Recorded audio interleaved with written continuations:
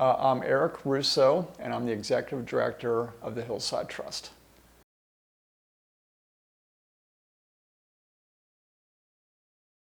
We decided to commission the documentary Living with Landslides to use it as part of the opposition to the Aston Oaks development in North Bend, Ohio.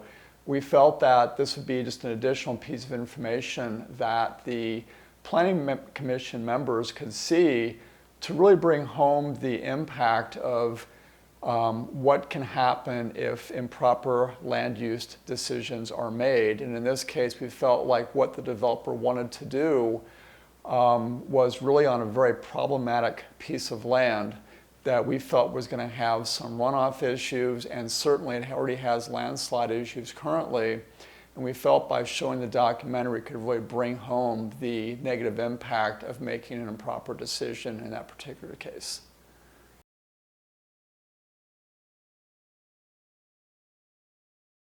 Well, we felt again that having this as part of our opposition strategy was going to have a big impact to have visuals along with a very really airtight opposition case with how this development did not comport with land use or zoning law. We felt that having the land use, at least having the landslide document, start that over again.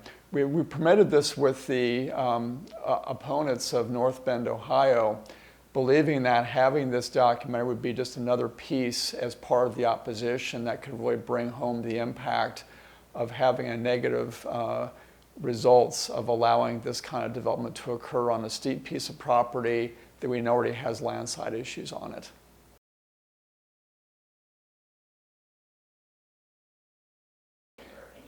It was really hard to tell because the Planning Commission members were looking at the screen in front of them on their computers.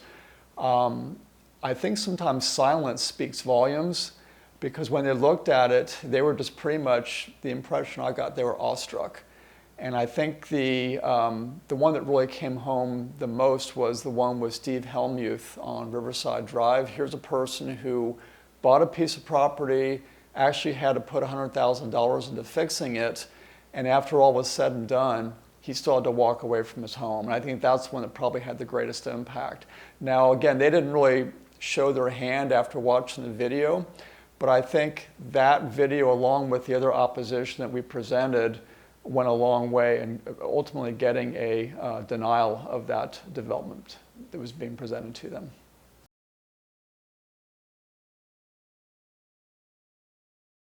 Honestly, I don't think it will. I think within North Bend it might. North Bend's a fairly small community that's very, very hilly.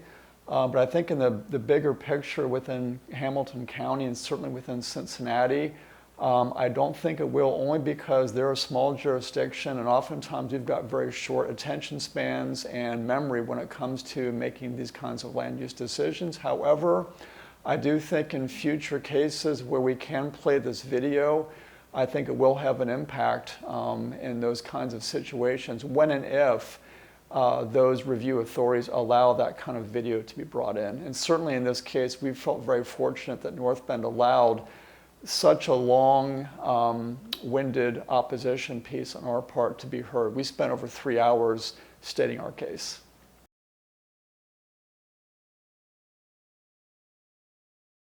Well, I would say that they can learn from making decisions that are based on really solid science, seeing when you have decisions made in landslide-prone areas that are known to be problematic, and you allow development to occur, that you can be inviting landslides, erosion problems, flooding, etc. I think the other issue is for these different jurisdictions to look and see where land use decisions have been made that have allowed hillside development and the problems that have gone wrong. And certainly Ludlow, Kentucky is probably one of those cases that was in fact covered within a landslide documentary.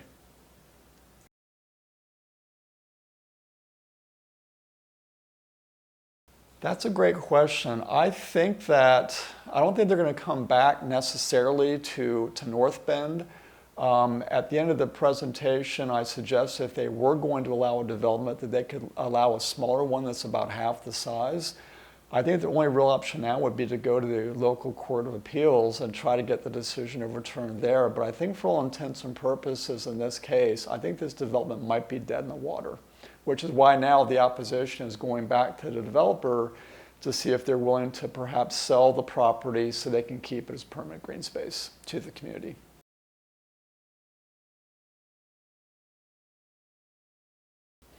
Well, I think it's an excellent piece. We've gotten so much run on it from people who have been on our webpage, and then I get a lot of calls from people who think they may have a landslide and have me come out and take a look at it. But it's certainly, in this particular case, I think you have a big education piece, being able to use this in a planning commission hearing so that those who are in positions of power can really see what impact their decision may ultimately end up being if they were to allow a development to take place. So I think educationally, it goes a long way, both from a planning standpoint, if you're in that decision-making capacity, but also for property owners who have or think they have a landslide, it can go a long way educationally for them to give them more real information about what they have to work with and who they can call. In this case, the Hillside Trust is kind of a first line of defense.